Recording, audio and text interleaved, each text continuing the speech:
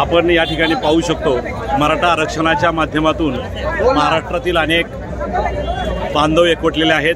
त्यामध्ये एक काने मावळची जी गाडी दिसते त्या गाडीच्या बरोबरीनं आपण पाहू शकतो या ठिकाणी असं लिहिलं गेलंय की आपण हे वाचू शकता, मग आरक्षणाचं घोडं आडलंय कुठं, पंतप्रधान भाजपा, राज्यपाल भाजपा, मुख्यमंत्री भाजपा, उपमुख्यमंत्री भाजपा, त्याचबरोबर पालकमंत्री भाजपा, खासदार भाजपा, आमदार भाजपा आणि सरपंच देखील भाजपा। मग सगळंच भाजपा असताना हे असं का होतंय हा प्रश्न खरं तर हा मराठा बांधव या ठिकाणी विचारतोय। आपण त्याच्याकडे जाऊया।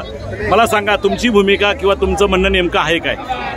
आमचं भूमिका एकच आहे। आम्ही गेले 25 वर्षे आरक्षणाचा लढा लढत असताना मनोज दादाच्या माध्यमातून आम्हाला सांगितलं जात होतं की 2/3 बहुमत असल्याशिवाय घटना बदलता येत नाही आहे। घटना बदलण्यासाठी 2/3 बहुमत लागतं। आज तुमच्याकडे गल्लीपासून दिल्लीपर्यंत 3/3 बहुमत असताना देखील मराठ्यांचा छळ जेवढा इंग्रजांनी केला नाही तेवढा आमचा अन्न पाणी चहा नाश्ता हॉटेल बंद ठेवून आमच्या ज्या मराठ्यांनी स्वराज्य निर्माण केलं त्याच मराठ्यांचे तुम्ही हाल लावले।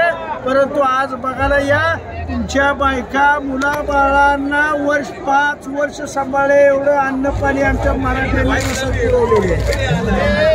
खरं तर प्रत्येकाला अन्न मिळेल एवढी रसद आमच्या मराठी बांधवांकडे आहे। आपण पाहू शकता या ठिकाणी एक कार्यकर्ता सांगतोय की मराठा समाजाने शासनाने नाही म्हणते मराठा समाजाने हे बघा भाकरी लोणचं चटणी पुरी भाजी पाण्याची बॉटल फडणवीसला आंघोळ घालत त्या पाण्याने आम्ही याचा विचार फडणवीसला आम्हाला ह्याचा विचार खरं तर मराठा बांधवांच्याकडून सगळी मदत होते।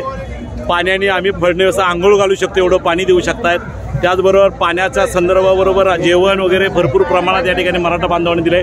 खरं तर या व्यक्तीनं अतिशय महत्त्वाचा मुद्दा मांडला की आज आम्हाला आरक्षण का मिळत नाही।